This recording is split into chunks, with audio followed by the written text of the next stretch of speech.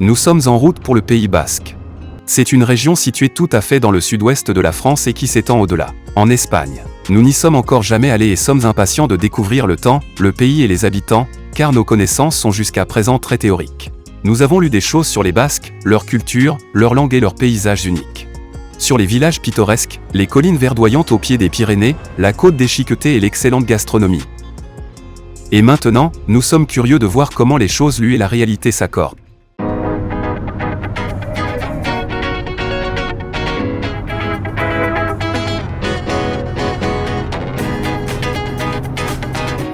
Comme camp de base, nous avons choisi un camping à Bidart, directement au bord de l'Atlantique. Biarritz se trouve juste à côté de Bidart, et, selon l'itinéraire choisi, on atteint le centre-ville en 10 à 15 minutes en voiture.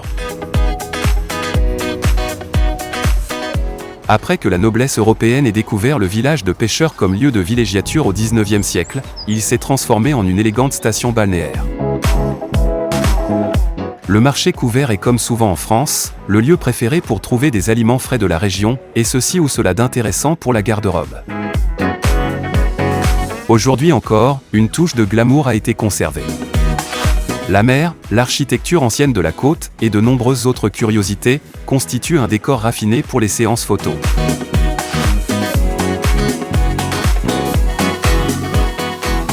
Pour toute la famille, une visite à l'aquarium est une distraction vraiment très spéciale. Bayonne a été construite au confluent de la Nive et de l'Adour, et reste aujourd'hui encore un pôle économique important. La ville est jeune, et nous avons eu un aperçu de sa vivacité. Nous avons visité le musée basque, qui présente l'histoire de la ville.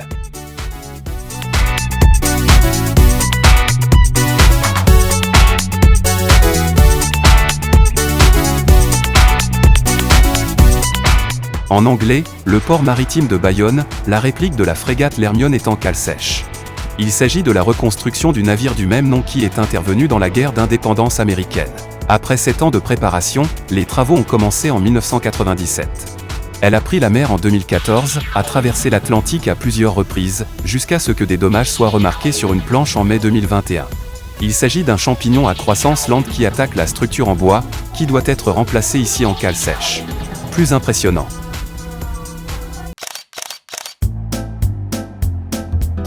Sarre est un petit village situé dans les Pyrénées-Occidentales et possède 2 attractions touristiques. L'une d'entre elles est la montagne emblématique de la région, la Rune.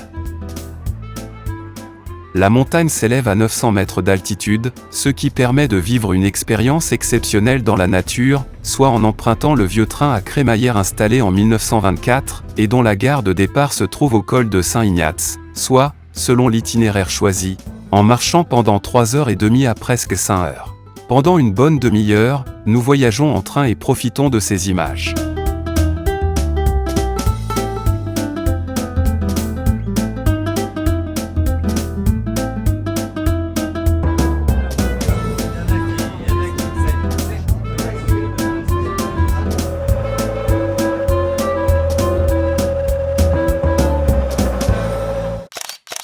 Juste à la frontière avec l'Espagne, la charmante station balnéaire d'Hendaye offre un front de mer harmonieux avec de nombreuses villas néo-basques du début du XXe siècle avec l'ancien casino, construit dans un style néo-mauresque. Encore plus extraordinaire que le casino est le château Abadia. Ce château exceptionnel de style néo-gothique a été construit par Antoine d'Abadie en 1864.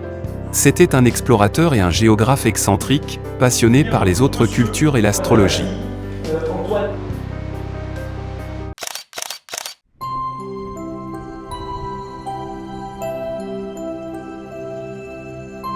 Sarre est un petit village avec des maisons à colombages, de bons restaurants et une église impressionnante.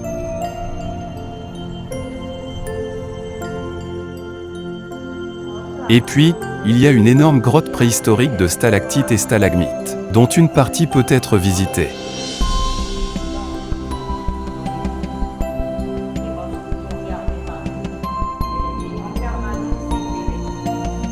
Notre guide nous apprend que la grotte a servi d'habitation, d'abri contre le froid et les animaux sauvages, ou plus récemment d'entrepôt.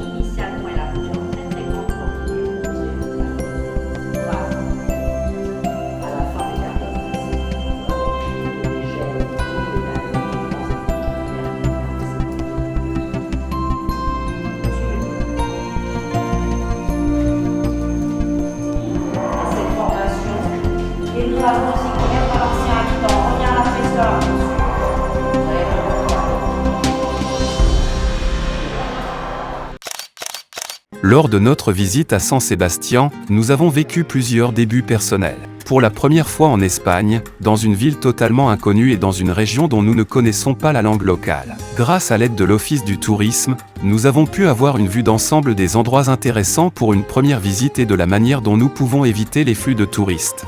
Le plan de la ville est acceptable et nous nous y retrouvons assez bien.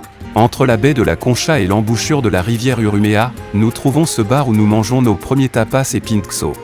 C'est vraiment quelque chose d'excellent pour l'entre-deux.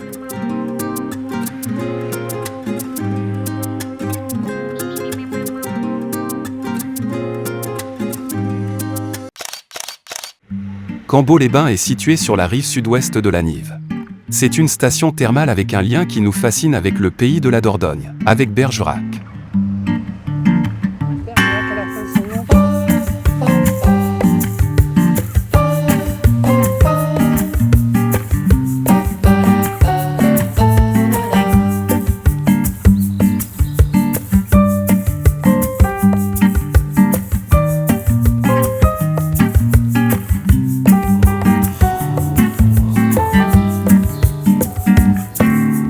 Le créateur de Cyrano de Bergerac, Edmond Rostand, y a sa propriété, la Villa Arnaga, un peu en dehors de la ville.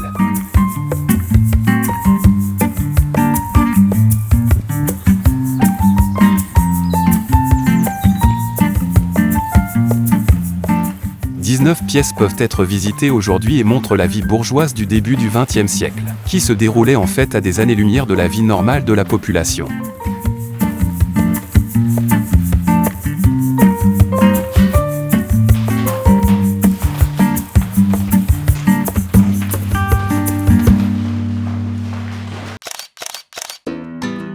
Dans cette ville attrayante, la vie semble être un jeu d'enfant. Des villas en bord de mer, construites par de riches armateurs à l'époque de l'apogée, de la pêche à la baleine et à la morue, côtoient des maisons typiques de style basque, au colombage peint. Nous déambulons dans la zone piétonne, le long de la rue Gambetta, pour faire du lèche-vitrine, et nous avons eu la chance de pouvoir assister un jour à la fête du patrimoine, qui est célébrée de la même manière ou sous une forme similaire dans quelques grandes villes du Pays basque.